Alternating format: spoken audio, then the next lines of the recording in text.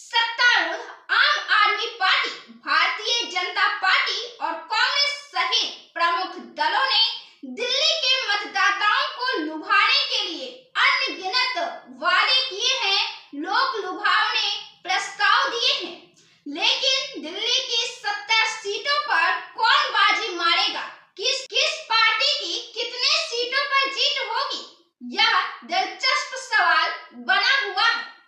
इस बार दिल्ली की 70 सीटों पर इस मुकाबले में दिलचस्प काफी हो चुकी है लड़ाई, क्योंकि सभी पार्टियां अपनी पूरी ताकत झोंक चुकी है, पूरे वायदे कर रहे हैं, एक से एक बढ़कर प्रहार किए जा रहे हैं और एक से एक बढ़कर जनता को आकर्षित किए जाने की कोशिशें की जा रही हैं।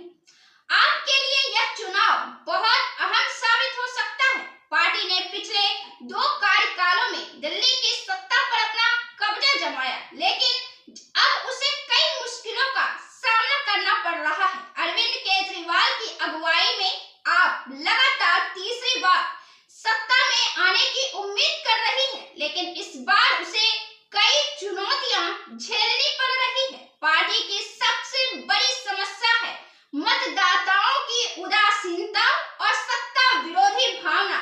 दिल्ली में रहने वाले लोग अब कुछ खास बदलाव महसूस नहीं कर रहे हैं और यही बात पार्टी के लिए चिंता का विषय बन चुकी है।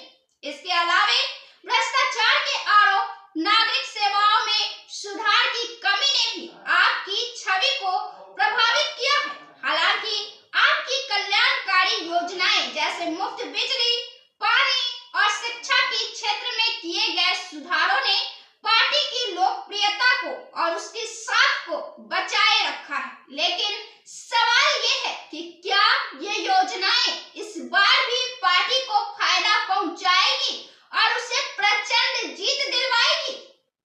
दिल्ली में करीब 3 दशकों से सत्ता से बाहर चल रही बीजेपी ने इस बार आप और उसके संयोजक अरविंद केजरीवाल के खिलाफ आक्रामक अभियान शुरू कर दिया है।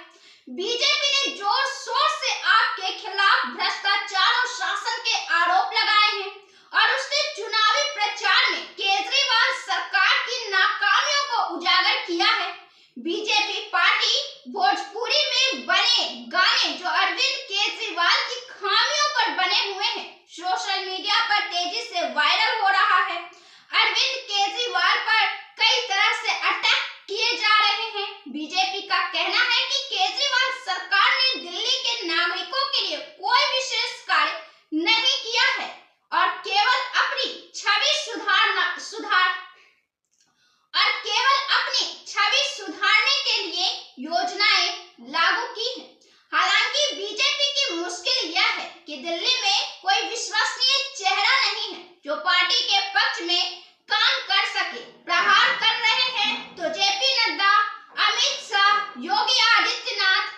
अरविंद केजरीवाल ने अपने प्रभावशाली नेतृत्व और कार्यों से दिल्ली वासियों के दिलों में अपनी जगह बनाई है, जिससे बीजेपी को परेशानी भी हो रही है। हर दिन केजरीवाल ऐसे वायदे कर रहे हैं, ऐसे विकल्प रख रहे हैं जनता के सामने। आप डेली प्रेस कॉन्फ्रेंस कर रहे हैं और प्रेस कॉन्फ्रेंस में अपनी बातों को खुलकर रख रहे हैं। हर विधानसभा के लिए एक नई योजनाओं पर बात कर रहे हैं, एक नए विचारों पर बात कर रहे हैं, एक नए वायदे जनता से कर रहे हैं और ऐसे वायदे कर रहे हैं जहां बीजेपी और कांग्रेस पहुंच भी नहीं सकती है। ऐसे में केजरीवाल का यह जादुई फॉर्मूला बीजेपी पर भारी पड़ सकता है। फिर भी पार्टी ने उम्मीद जताई है कि उसे इस बार बीजेपी के तिकड़ी के रूप में समर्थन मिलेगा और यदि वह इस बार सत्ता में आती है तो दिल्ली के विकास को तेज करेगी। बीजेपी ऐसी दावा करती हुई नजर आ रही है। वहीं बात करें अब हम कांग्रेस पार्टी की, जो पिछले कुछ वर्षों से दिल्ली में सक्रिय नहीं रही है, अब चुनावी मैदान में एंट्री ली है। कांग्रेस के कुछ कार्यकर्ता तो काफी दमदार हैं और अपने विधानसभा चुनाव में चुनावी प्रचार काफी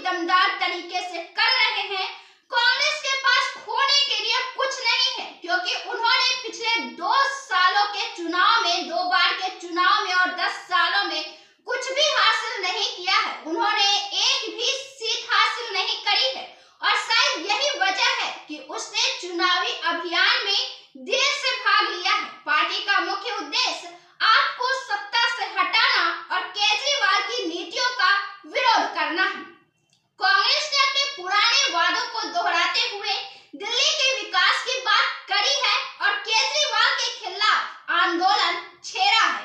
कांग्रेस के पास इस चुनाव में एक मौका हो सकता है, क्योंकि अगर उसे लोगों का थोड़ा भी समर्थन मिल गया तो वह दिल्ली की सत्ता में अपनी वापसी कर सकती है।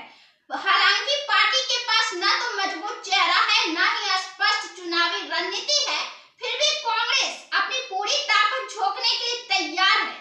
दिल्ली में एक बड़ा वर्ग है जो कांग्रेस को सपोर्ट कर सकता है, एक दलित आबादी जो कांग्रेस से उम्मीद रखती है और उसे पूरा सपोर्ट कर सकती है। लेकिन बात है उन दलित वर्गों को, दलित वोटरों को एकजुट करने की, एक साथ लाए जाने की।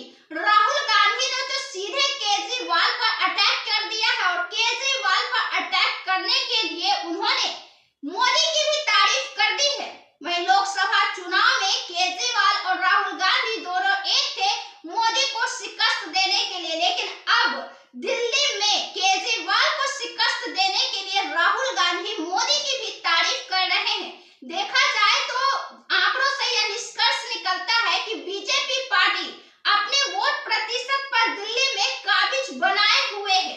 आप पार्टी ने अगर कब्जा किया है तो कांग्रेस पार्टी के वोट प्रतिशत पर बीजेपी पार्टी अपने वोट प्रतिशत को जारी रखी हुई है, बरकरार रखी हुई है। और आप पार्टी ने अगर दिल्ली में झटका दिया है तो कांग्रेस की सरकार को, कांग्रेस की सरकार 15 सालों से लगातार थी, जिसे आप पार्टी ने धक्का दिया और ऐसा धक्का दिया है कि उनके एक उम्मीदवार भी चुनाव मैदान में जीत नहीं दर्ज कर रहे हैं। बल्कि जब चुनाव हो रहे हैं, जहां आप पार्टी सबसे पहले आ रही है, भाजपा कड़ी टक्कर देते हुए नजर आ रही है, लेकिन कांग्रेस तो कहीं मैदान में टिक ही नहीं रही है। महज उसे वोट मिल रहे हैं 2000, 3000, 1000, जहां आप पार्टी को लाखों वोट मिल रहे हैं और भाजपा पार्टी 80,000, 70,000 वोट हासिल कर रही है, वहां कांग्रेस पार्टी को मिल रहे हैं महज 4000 वोट। इस तरह से कांग्रेस दिल्ली में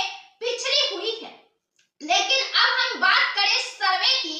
दिल्ली विधानसभा चुनाव 2025 से पहले किए गए ओपिनियन पोल्स और सत्ता बाजार के अनुमानों ने आपको बढ़त दी है। हालांकि चुनाव से पहले 2 हफ्ते में सत्ता बाजार ने कुछ बदलाव दिखाए हुए हैं, लेकिन फिर भी आपको 70 सदस्यीय विधानसभा में 36 सीटों के बहुमत के आंकड़े को पार करने की उम्मीद जताई जा रही है।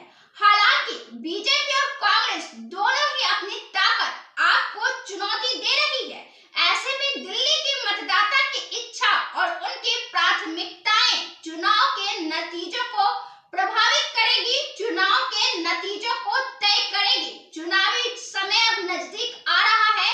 5 फरवरी को वोटिंग है और 8 फरवरी को रिजल्ट आने हैं। ऐसे में अब दिल्ली में मोदी सरकार भी, प्रधानमंत्री मोदी खुद भी केजरीवाल पर हमलेवर है, राहुल गांधी भी केजरीवाल पर हमलेवर है, जेपी नड्डा, योगी आदित्यनाथ भी लगातार हमलेवर है।